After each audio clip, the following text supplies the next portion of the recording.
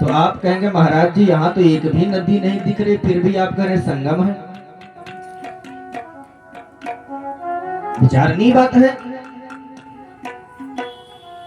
विद्वानों ने परिभाषित किया कि जहां पर दो या दो से अधिक नदियों के मिलन को संगम कहते हैं। अब महाराज यहाँ पर तो एक नदी नहीं दिख रही, काहे का संगम? तो ये सत्कर्म रूपी संगम है।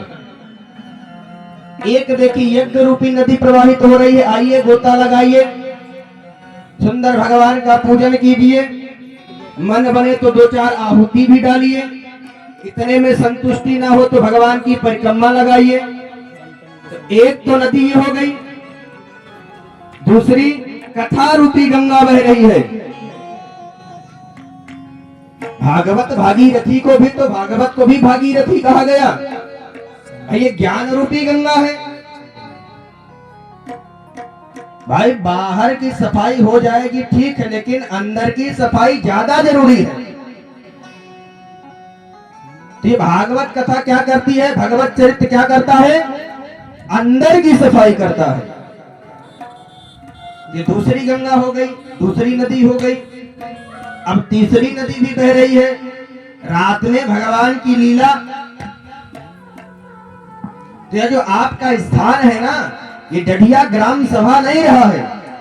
ये 9 दिन के लिए स्वामी जी महाराज के प्रयासों से, आप लोगों के सहयोग से ये तीर्थ बन गया है, संगम बन गया है।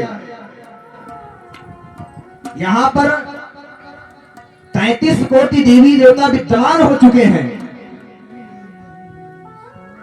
और बंधुओं याद रखना, जब भगवान की कथा होती है ना, तो आसमान में स्वर्ग में बैठे बैठे देवता भी अपने आप को कोसते हैं। जो स्वर्ग में देवता हैं वो भी अपने आप को कोसते हैं और कहते हैं धन्य है यह मानव। आगे आप लोग कथा सुनेंगे, जब राजा परीक्षित को सांप लगेगा तो देवता भी कहते हैं कि धन्य है यह मानव जिसको भगवान की कथा प्राप्त हो गई है।